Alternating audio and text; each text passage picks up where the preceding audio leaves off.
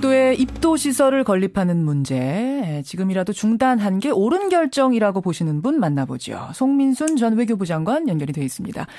송 전 장관님 안녕하세요.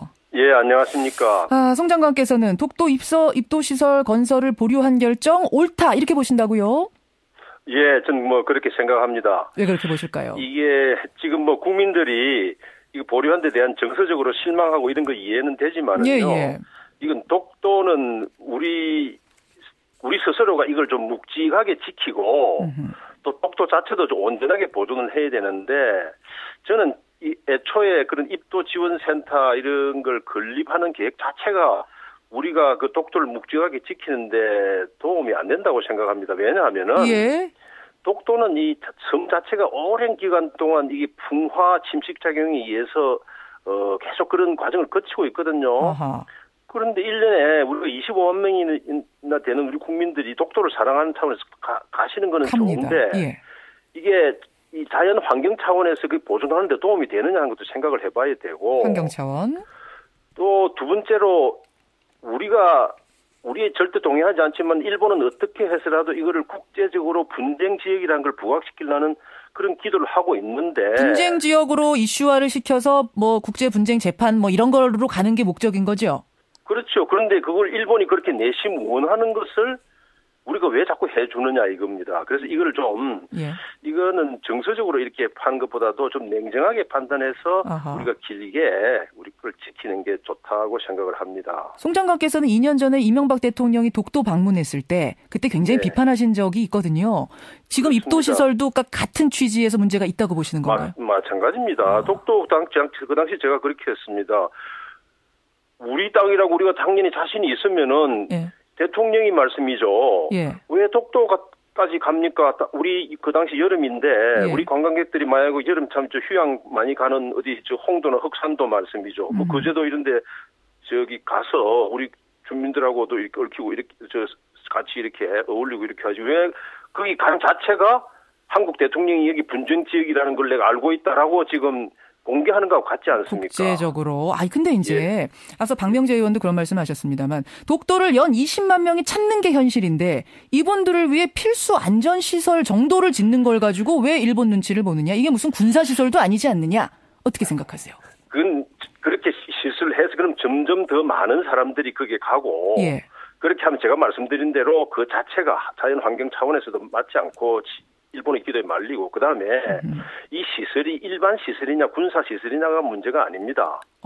일본은 이걸 당연히 일본 국내 정치와 국제 정치에 이렇게 악용하려고 하고 있습니다. 분명히 우리가 건립을 시작하면 이걸 분명히 이용할 거라고 확신하세요. 물론이죠. 물론이죠. 그래서 이런 행동을 할 때는 지금 박 의원님이 이야기한 그런 측면도 있지만은 이게 덕과 실을 해야 되거든요. 덕과 실을. 정부가 이런 행동을 할 때는 어떤 게 얻어지고 어떤 게 잃을 것인가 하는데 제가 보기에는 얻는 것보다는 잃는 게 더 많습니다. 독도에 대한 우리 국가 이익은 뭡니까?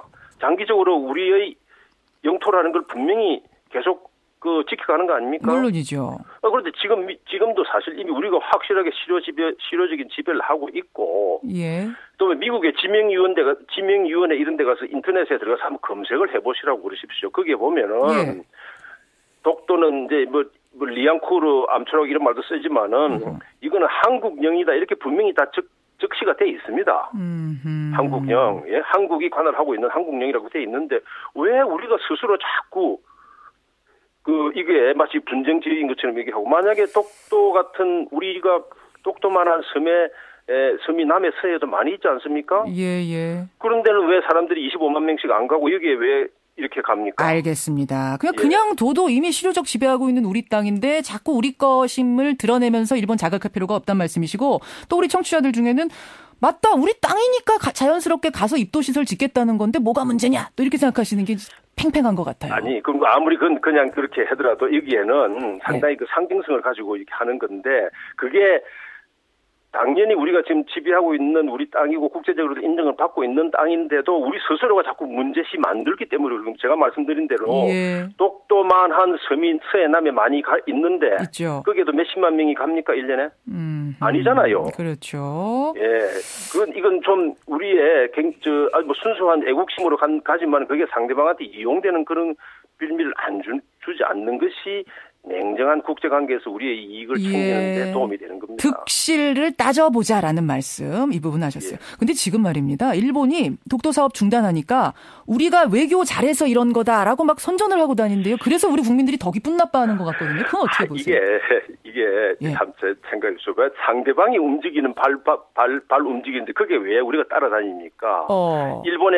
일본의 우파들 특히 일본 사람들이 일본의 국수주의자들이 이걸 하나의 상징적인 상황으로 이용을 하고 있습니다. 이것뿐만 아니라 일본은 북방도서, 러시아하고의 문제, 중국하고의 센카쿠 조우대 문제 이걸 가지고 상징적으로 활용을 하고 있는데 일본이 국내 정치와 자기들이 대외 관계에서 써먹고 있는 걸 왜 우리가 그게 따라다니고 우리의 게임을 해야지. 건립하면 건립한다고 이슈화시킬 거고 중단하면 중단한다고 또 이슈화시킬 거고. 일본은 처음부터 제가 말씀드린 대로 이런 계획 같은 거 하지 않는 게 맞고요. 이명박 정부 때 계획하진 거 자체가 문제다.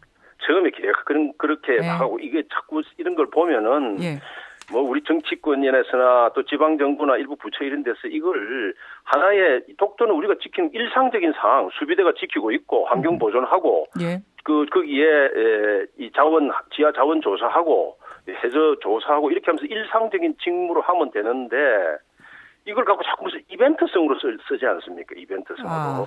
그렇게 해서 문제를 일으키는 거고요. 그다음에 이렇게 하나 알아야 됩니다. 일본이 아무리 떠들어도 일본은 말로만밖에 이 독도에 대해서 주장을 못합니다.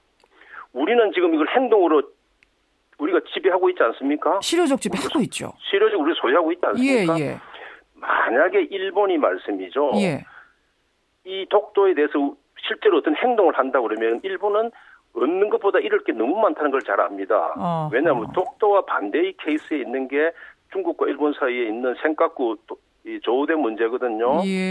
만약 일본이 행동으로 움직이고 이러면은 거꾸로 센카쿠 이런 문제에 대해서는 중국이 오히려 반대로 행동을 해서 일본을 더 곤혹하게 할 수도 있고 국제적으로도 알겠습니다. 또 일본이 이게 만약에 독도에 물리력을 쓴다면은 거꾸로 몰립니다. 알겠습니다. 그런 상황을 우리가 생각을 해서 하고 그런데 이제 이번에 하여튼 처음부터 저는 안 했으면 좋았을 것이라고 생각하지만 늦진 않았다.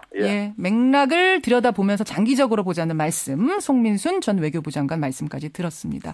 우리 청취자들은 어떤 판단을 내리실지 궁금한데요. 송민순 장관님 고맙습니다.